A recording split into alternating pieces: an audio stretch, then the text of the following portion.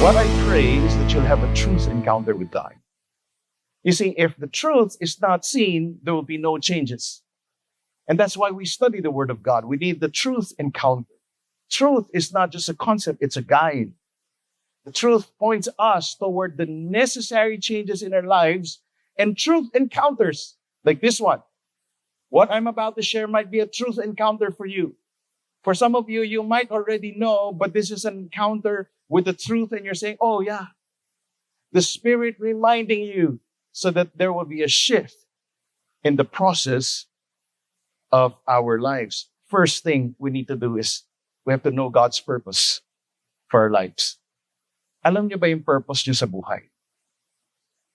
A lot of people, they wake up every day, they don't know God's purpose for their lives. And that's why they do just what they want. Oh, I feel like.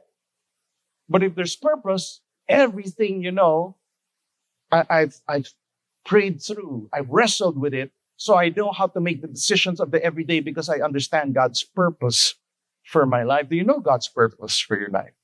Miles Monroe said, when purpose is not known, abuse is inevitable. If you don't know your purpose, you will what? Abuse it. Right? If you don't know your purpose in life, what are you doing? You're living every day, in a way, trying to waste your life and abusing it and making the wrong decisions because I don't know God's purpose. I've never wrestled with God with regards to my purpose. It's like the paperclip. What is the purpose of the paperclip? Kaya niyo yan. Okay. Purpose of the paperclip is to clip the paper. Okay? Not hold. Okay? Kasi, ano yun? Paper hold. Okay? Paper holder yun. Okay? Ang paperclip is to clip the paper. But what do we do with the paperclip? Nalock ka sa CR.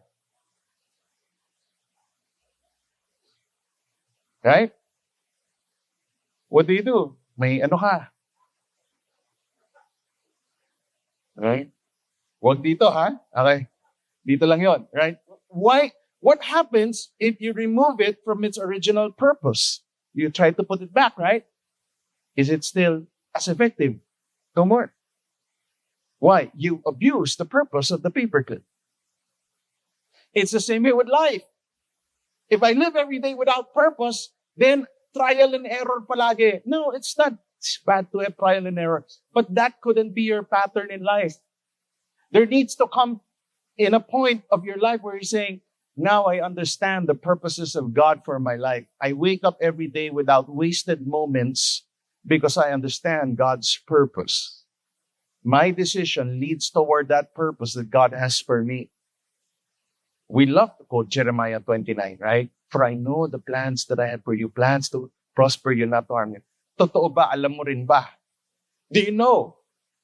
Or you just know the verse because it's such a nice verse taken out of context. But you really don't know the purpose. You have to understand your purpose. Defining our purpose narrows down our priorities. When I now understand my purpose, now my priorities becomes clear. I know when to say yes, I know when to say no, because I know my purpose. And that's why I want you to ask this very basic question. Very basic lang. What is God's purpose for your life? Grabe no? Super basic. But anong number one best-selling Christian book ever?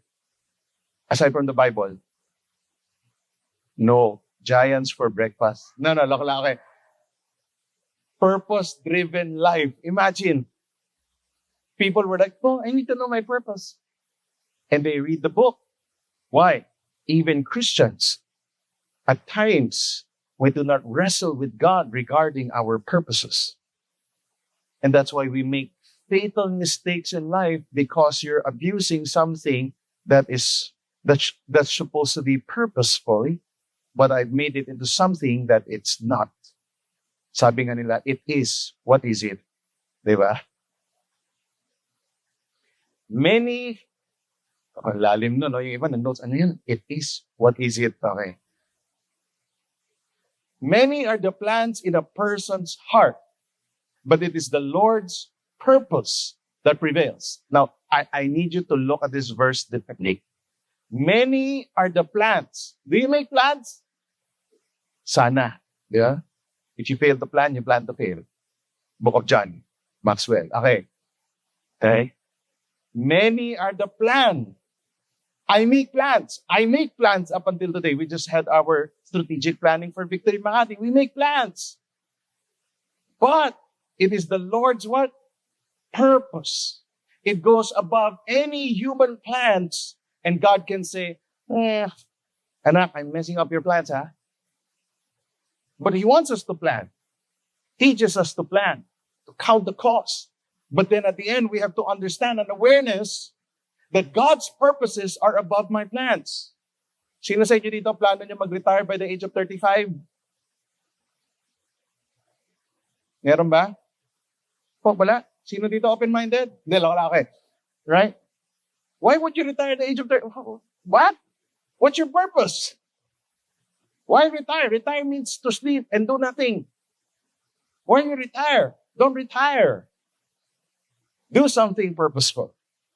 My plan, God's purpose always overexceeds or supersedes. Thank you. Thank you to my professor. Okay. Supersedes man's plan. So, the equation is like this. God's purpose is bigger than any plan that you need. I hope you've experienced this already. Dami mong plano, di ba? Nasaan ka ngayon? Hopefully your answer is not, oh, I made a far worse shape. No, it should be, I'm now in God's purpose. Now I can plan better because I understand God's purpose. I was in a conference a year ago, 2 years ago, a victory conference, and a video came out of this businessman who lost everything and God had to shift something in him. Sabi ko, kailangan ko to ma-invite sa church para mag-testimony. Buti na lang, kapatid ko siya. So, I'll ask my brother to come here just to share a bit, okay? In the midst of, and he's been a Christian for the longest time. Bata pala kami, Christian na kami, tinanggap na namin si Lord. But God had to do certain shifts in our lives to make us really, you say, I'm a Christian businessman. Sometimes, Christian ka nga ba talagang businessman? But there were certain shifts that I saw the past few years that sabi ko nga sa kanya, ngayon nakikita ko na talaga, Christian businessman ka na nga talaga.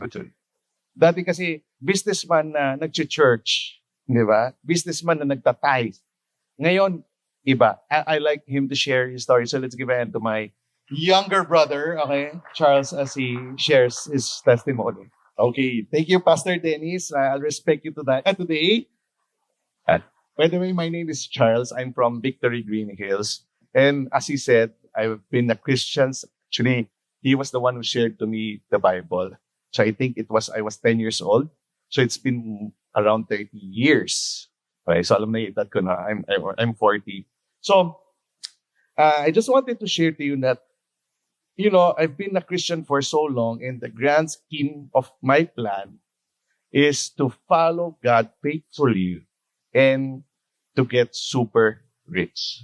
Actually, that is my greatest ambition. And everything that I plan and everything that I work for, there's the ambition attached to it. So sabi ko, I remember telling for every venture, it didn't grow like one time, big time, no? But I worked so diligently. And I said, Lord, every business that I open, 50-50 tayo. I do my work and you do your work. But I will dedicate it to you. And I will give my tithes to you because I know everything comes from you. So was it a good plan? Is it a good plan? Right. So I am very confident that everything that I touch, God will bless it. Because my heart, I know, Lord, this is 50-50 tayo eh. I'll do it. I have so many plans. And I remember because of that plan and ambition of getting super rich, I wanted to get wealthy, of course. So every morning I would go to every morning when I wake up, in my mind, I would say 50 million going to the CR. The next day, 100 million, 100 million. Every day. This is no joke. This is my heart. But I know I'm following Christ. My wife doesn't know this because nagmamanifest ako like 100 million, 100 every day. Because I see the numbers. And when the numbers are coming in, it's no joke, it can be attained. That is yung parang, this is the reality.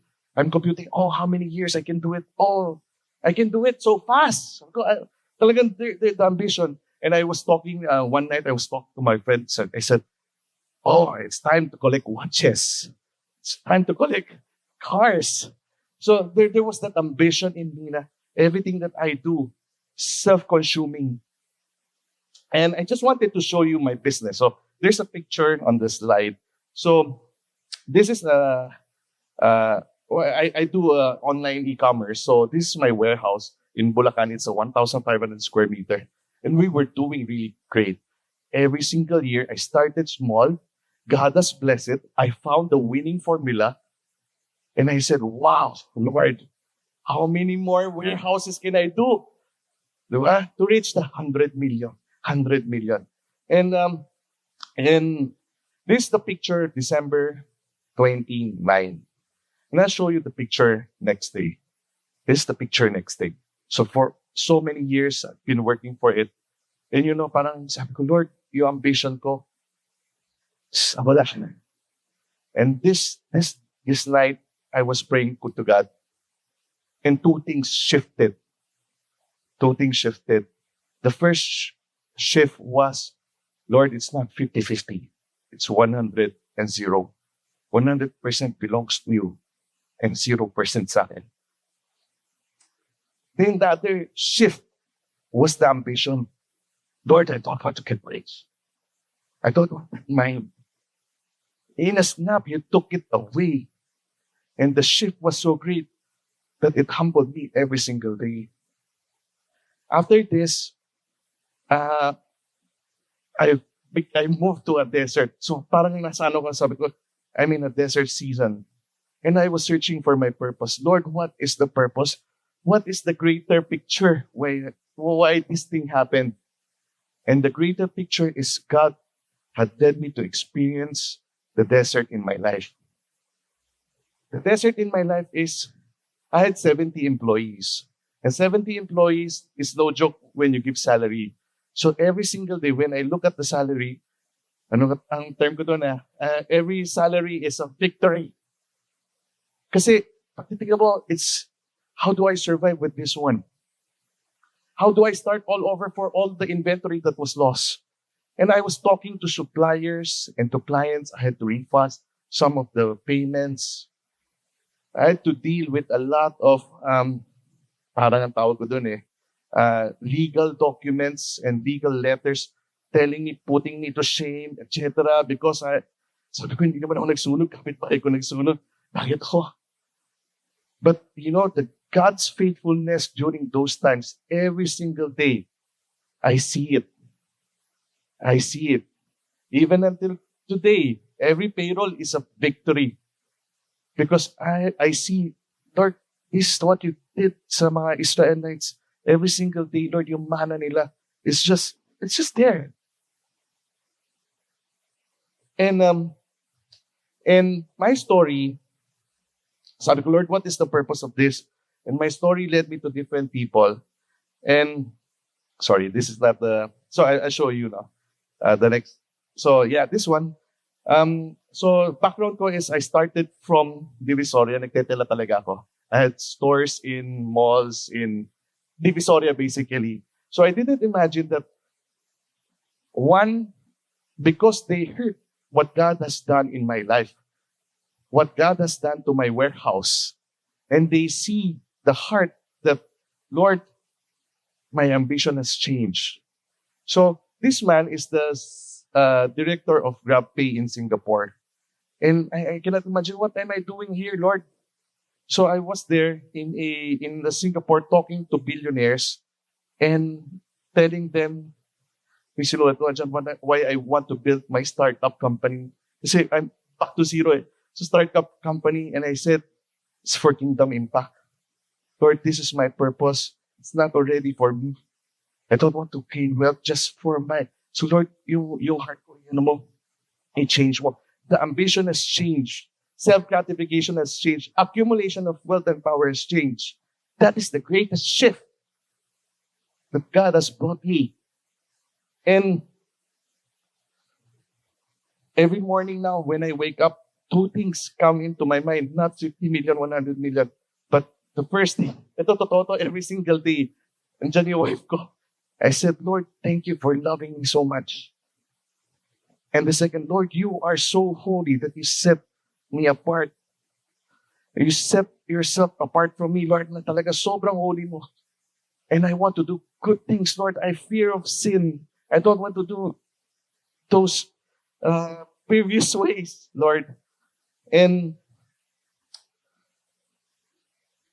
I just wanted to share to you, even though I nasa desert and famine, every single day when I look at it, we were thriving. We see God's hand in our business when my ambition changed. Yung mas marami pa akong pera ngayon kaysa dati. Because yung hindi ko na gusto yumaman, doon binibigay ni Lord. I don't know how that's God's economy. I don't know. But it's totally different when God changes the heart. He says, you're ready. And that's what we want to impart to you. That's the greatest shift that can happen when you let God control of your ambition and your heart. And I can show you. Sige, fast. Wala dito yung wala dito yung. So I posted yung nasunog na warehouse. It's now twice double, twice the inventory.